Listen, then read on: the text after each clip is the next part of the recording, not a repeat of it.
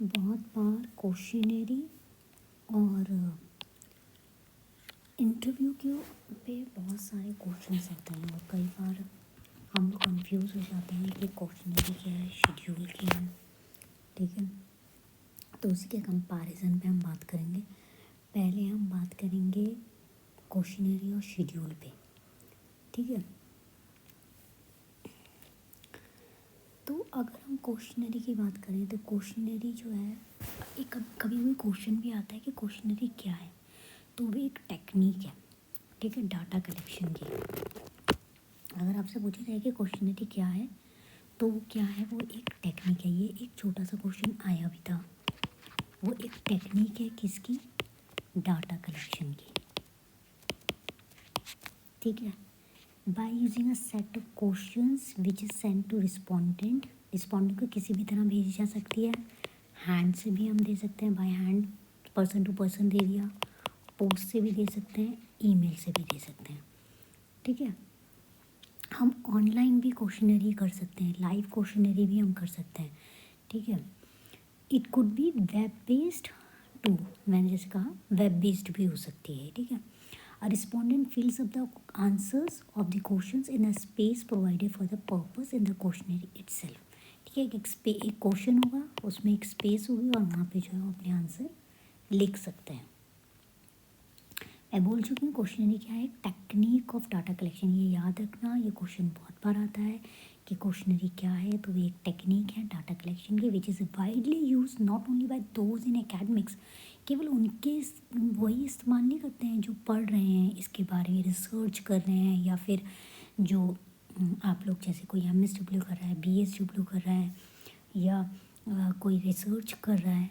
केवल उन लोगों के लिए ही नहीं है questionnaire, but also people engage with marketing. जो मार्केटिंग करते हैं, एडवर्टीजिंग करते हैं, या फील्ड में होते हैं, वो भी तो क्वेश्चनरी बनाते हैं ना। हम कुछ भी अगर हम अपने प्रोडक्ट के बारे में जानना चाहते हैं, तो भी तो हम लोगों से क्वेश्चन जो सर्वे करते हैं हम लोग, उसके लिए भी तो क्वेश्चनरी चाहिए ना, तभी तो हम क्वेश्चन कर पाएंगे। It is design to collect data and from, इसको डिज़ाइन किया गया है बड़े से बड़े डाटा को भी कलेक्ट करने के लिए, डाइवर्स डाटा को कलेक्ट करने के लिए, वाइडली स्कैटर्ड पीपल, अलग अलग जगह पे लोग हैं, उनके डाटा को लेने के लिए भी क्वेश्चनरी का इस्तेमाल किया जाता है। Questionnaire consist of number of questions that are printed in definite order. एक डेफिनेट ऑर्डर पर की जाती है। जैसे ये क्वेश्चन, एक क्वेश्चन है, इसी से रिलेटेड जो है दूसरा क्वेश्चन होगा। मान लो इस क्वेश्चन का आंसर यस है, तब मैं इस क्वेश्चन को भरूंगी। इस क्वेश्चन का आंसर नो है, तब मैं इस क्वेश्चन को नहीं भरूंगी। ऐसे करके एक डेफिनेट ऑर्डर में ही क्वेश्चनरी जो होती है वो बनाई जाती है। At the beginning of the questionnaire itself, the researcher explains his or her identity and purpose of the research for which data is being collected through the questionnaire।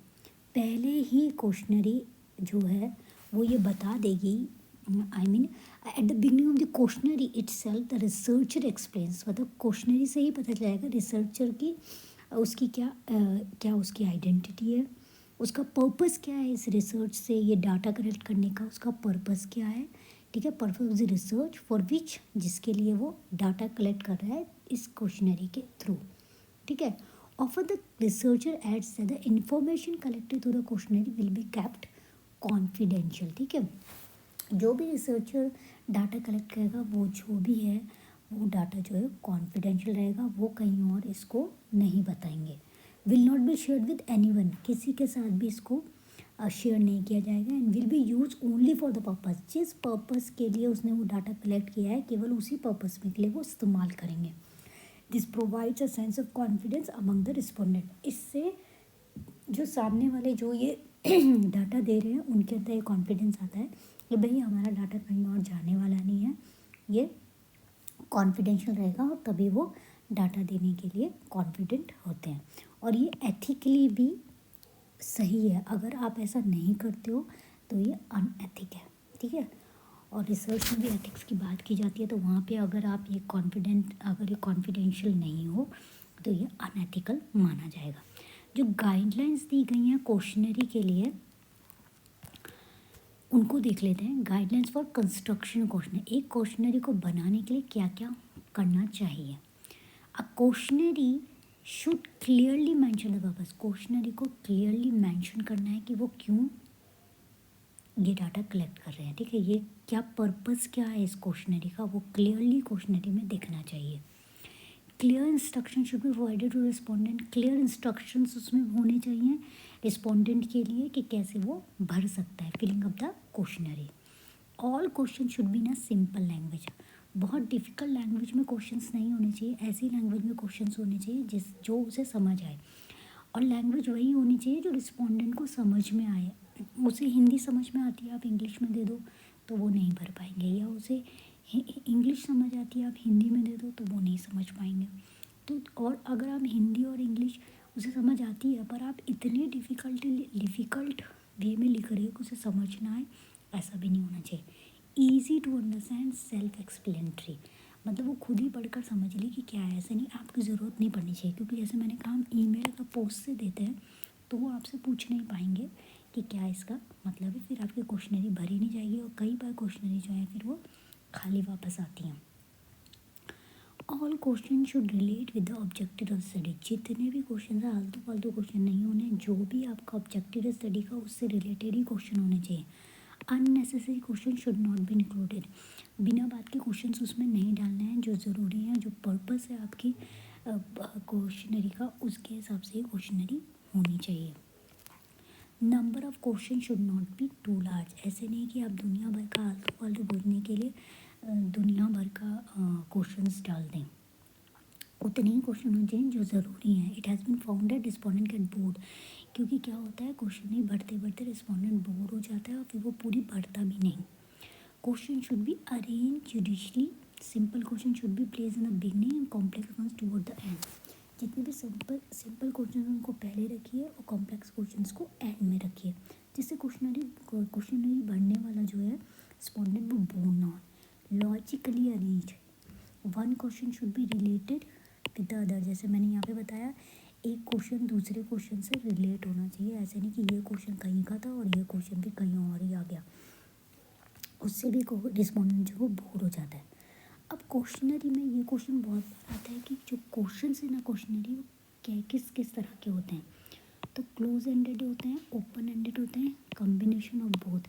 Close ended और open ended के combinations भी questionnaire में हो सकते हैं। Close ended question are those that for which respondent are required to choose response from set of given options. जैसे यहाँ पे क्वेश्चन है what is a marital status, तो यहाँ पे ऑप्शन दिए गए, एक ऑप्शन को क्लिक कर सकता है। यह क्लोज एंडेड, हमने उससे आपकी राम कहानी नहीं पूछी, हमने केवल पॉइंट टू पॉइंट बात कर ली कि अपना मैरिटल स्टेटस इनमें से बता दीजिए, ठीक है। फिर main advantage of close ended question, the answer respondent can be compare easily. आप इजीली कंपेयर कर सकते हैं। अगर हम कोई हमारा ऐसा डाटा है जो हम मैरिटल स्टेटस पे हमारा है कि हमें सिंगल्स और मैरिड के ऊपर करना है, तो अच्छे से हम लोग कंपैरिजन कर पाएंगे कितने सिंगल्स हैं और कितने मैरिड हैं उसमें। They are easy and can be answer quickly, और जल्दी जल्दी हम क्लोज एंडेड के क्वेश्चन जल्दी जल्दी भर जाते हैं, टिक टिक टिक टिक टिक टिक, ऐसे जल्दी जल्दी वो भर दिए जाते हैं। ओपन एंडेड क्वेश्चंस क्या होते हैं? ओपन एंडेड क्वेश्चन होते हैं get free and spontaneous expressions. आपको उसमें एक्सप्लेन करना होता है, लिखना होता है, ठीक है। This can be use exploratory tool. जब हम एक्सप्लोर कर रहे होते हैं, कोई रिसर्च कर रहे होते हैं जिसमें हमें एक्सप्लोर करना है, हमें पता नहीं है उसके बारे में, तो हमें एक इंसाइट चाहिए होता है, एक व्यू चाहिए होता है, व्यू पॉइंट चाहिए होता है, या एटीट्यूड जानना है, या रिलेशनशिप डिस्क्राइब करने हैं, या प्रॉब्लम डिस्क्राइब करना है, कोई इवेंट के बारे में बता रहे हैं, ठीक है। तो उसमें कोई रिस्ट्रिक्शंस नहीं, आप कितना भी लिख लें। जैसे यहाँ पे please suggest some of the ways of enhance students participation in online classes, ठीक है। तो अब यहाँ पे जो है जितना चाहे आप लिख सकते हैं, ठीक है। ये हो गए open ended. Open ended question could fetch responses are completely unanticipated by the researcher. The response could open up new ways of looking at an issue and reveal the logic, understanding and perspective respondent। देखो open ended में क्या है, open ended में जब बहुत सारा वो आपको लिख कर देते हैं तो क्या होता है कि अब अच्छे से ही आप उस रिस्पॉन्स को जान सकते हो। रिसर्चर के लिए बहुत अच्छा अच्छा होता है ओपन एंडेड। उसमें आप बहुत सारी बातें जो आप पूछ नहीं सकते हो क्लोज एंडेड क्वेश्चंस में, ओपन एंडेड में वो अपने आप को अच्छी तरह से एक्सप्रेस कर लेते हैं। और कई लोगों को अपने एक्सप्रेस करने में आसानी होती है, बहुत सारी चीज़ें लिख कर वो पॉइंट टू पॉइंट में बहुत सारी चीज़ें नहीं बता पाते हैं। तो उस समय रिसर्चर्स के लिए बहुत अच्छा होता है, जो किसी के एटीट्यूड को जानना है या किसी के हम रिलेशनशिप के बारे में जान रहे हैं या फिर एक प्रॉब्लम के बारे में जान रहे हैं, तो उसमें बहुत ज़्यादा लिखा हो तो रिसर्चर को आसानी होती है। ठीक है, तो मेन डिसएडवांटेज क्या है? डिसएडवांटेज है कि इस पॉसिबिलिटी वेग response that don't relate with the question answer. Open ended में यही डिसएडवांटेज है कि उसमें आलतू फालतू चीज़ें भी हो सकता है आ जाए जो आपको ज़रूरी नहीं थी। Answers of different respondent can't be compared, हम इसमें कंपैरिजन नहीं कर पाते हैं। स्पेस जो दी जाती है वो इतनी सफिशिएंट नहीं होती कि रिस्पोंडेंट पूरी तरह से उसमें लिख दे, या कई बार वो बहुत ही बल्कि सा हो जाता है, बहुत ज़्यादा ही लिख दिया जाता है कि समझ ही नहीं आता कि क्या लिखा है। It is important questionnaire is pre tested before, questionnaire को पहले टेस्ट किया जाना बहुत ज़रूरी है। बीइंग एडमिनिस्ट्रेटेड टू रिस्पोंडेंट्स, आप पहले और क्वेश्चनरी को देने से पहले उसको टेस्ट ज़रूर कर लीजिए। For pre testing questionnaire is first administered to a limited number of respondents, कुछ लोगों को दिया जाता है, थोड़े लोगों को, जिससे कि वो टेस्ट की जाए। तो purpose to make an assessment of each question for perspective respondent के पर्सपेक्टिव को जानने के लिए, असेस करने के लिए क्वेश्चनरी के बारे में ये प्री टेस्ट किया जाता है। In course of pre testing researcher may find the respondent are not able to answer certain question, अगर पता चले कि वो कुछ आंसर्स को नहीं बता पाया है क्योंकि लैंग्वेज बहुत डिफ़िकल्ट थी, वे इन विच जिस तरह से उसे फ्रेम किया गया वो समझ नहीं पाया, manner in which they are arrange, जिस तरह से अरेंज किया गया था वो समझ नहीं पाया। ठीक है, researcher makes necessary changes in the question based on the responses. तो इस तरह से रिसर्चर का प्री टेस्टिंग कर ली जाए तो रिसर्चर जान लेता है कि उसको क्या चीज़ें क्वेश्चनरी में डालनी है और क्या नहीं डालनी है। फिर जब प्री टेस्टिंग हो जाए उसके बाद फाइनलाइज हो जाती है क्वेश्चनरी। अब मेरिट्स क्या हैं questionnaire? Merits of the questionnaire method, it can be far flung and inaccessible regions where a researcher may not be able to go। Questionnaire का फ़ायदा ये है कि बहुत सारी, अगर आप लार्ज स्केल पे कर रहे हो तो आप हर जगह जाके क्वेश्चनरी नहीं दे सकते हो, हर जगह जाके आप क्वेश्चन रिस्पॉन्सेस नहीं ले सकते हो। जैसे फेस टू फेस नहीं ले सकते मान ले, तो आप क्वेश्चनरी दे दो और वो क्वेश्चनरी से आपको सारे रिस्पॉन्सेस मिल जाएंगे। ठीक है, आपको खुद नहीं लिखने हैं वो रिस्पॉन्सेस, आप दे दो, वो आपको 10 लोगों मान लो कि आपको 100 लोगों की रिस्पॉन्स लेना है, तो आप पर्सन टू पर्सन रिस्पॉन्स ले सकते हैं। आप क्वेश्चनरी दे दो और आपको 100 लोगों की रिस्पॉन्स मिल जाएंगे। ये लेस एक्सपेंसिव होता है। ठीक है, this is because questionnaire are most often mailed, हम मेल कर सकते हैं, दे सकते हैं लार्जर रिस्पॉन्डेंट्स को। Data from large sample can be collected on the same time, अगर आप बहुत बड़ा डाटा सैम्पल साइज़ है तो हम एक ही टाइम पे सारे डाटे को कलेक्ट कर सकते हैं। एक लार्ज सैम्पल को कलेक्ट करने के लिए क्वेश्चनरी बहुत अच्छी है।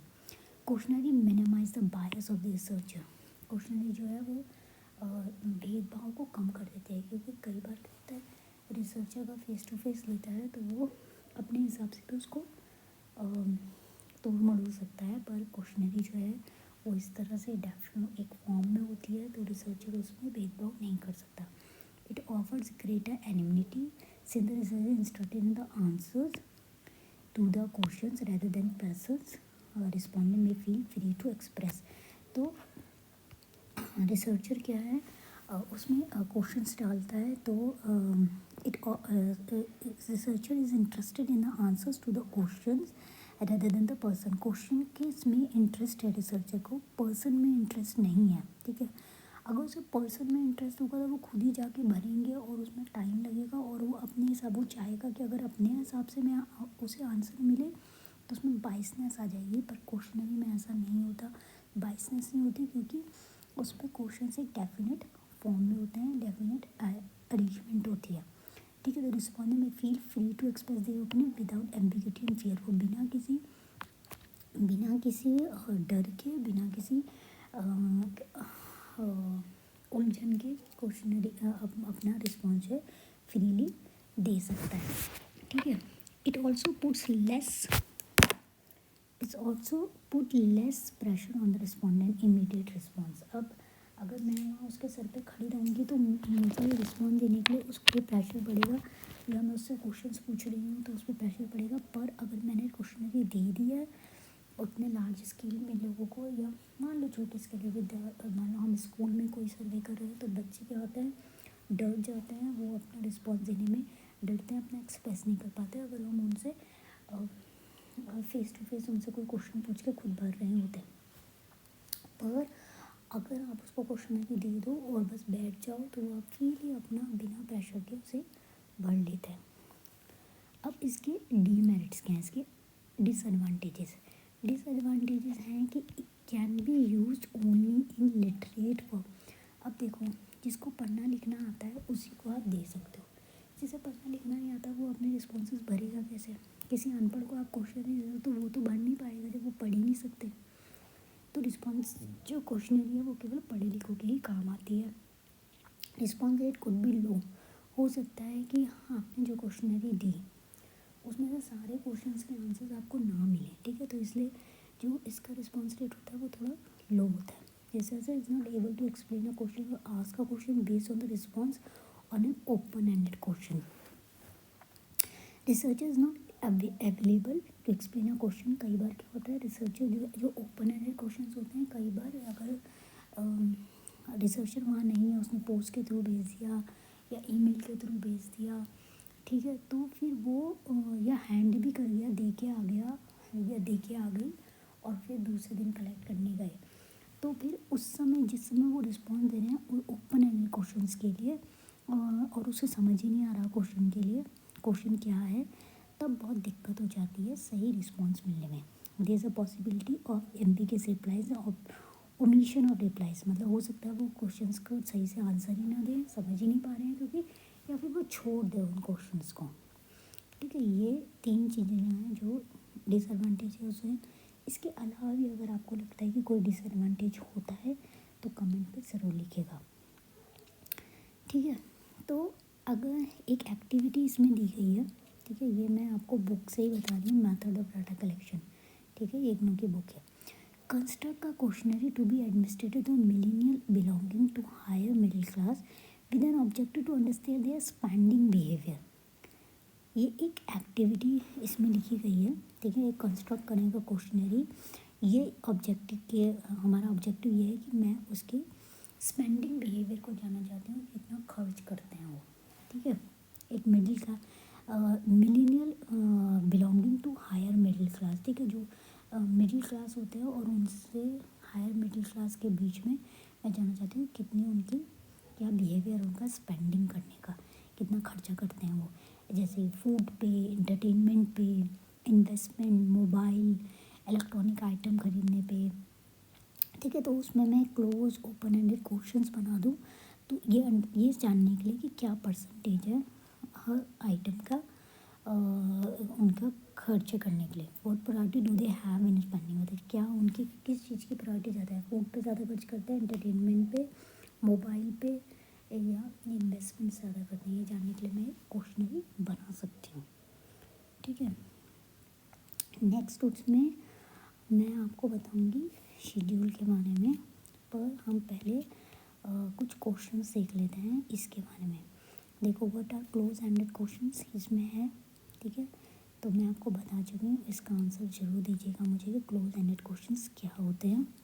ठीक है, और लास्ट में भी हम देख लेते हैं अगर कोई क्वेश्चन से रिलेटेड है, तो क्वेश्चन से रिलेटेड कोई क्वेश्चन है नहीं, और पर आप मुझे बताइएगा, मैंने एक वीडियो भी डाली थी क्वेश्चनरी के ऊपर, उसमें सारे क्वेश्चनरी और शेड्यूल के क्वेश्चंस हैं, मैं देखूंगी और इस वीडियो के साथ उसे लिंक कर दूंगी, तब आप ये आपके लिए तब ज़्यादा बेनिफिशियल हो जाएगा। ठीक है, और अगर आपका क्वेश्चनरी या शेड्यूल या इंटरव्यू से रिलेटेड कोई क्वेश्चन है तो प्लीज़ कमेंट में मुझसे पूछिएगा, मैं आंसर देने की पूरी कोशिश करूँगी।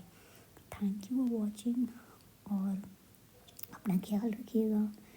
Bye bye, best of luck for exam अगर आपको एग्ज़ाम दे रहे हैं। Thank you.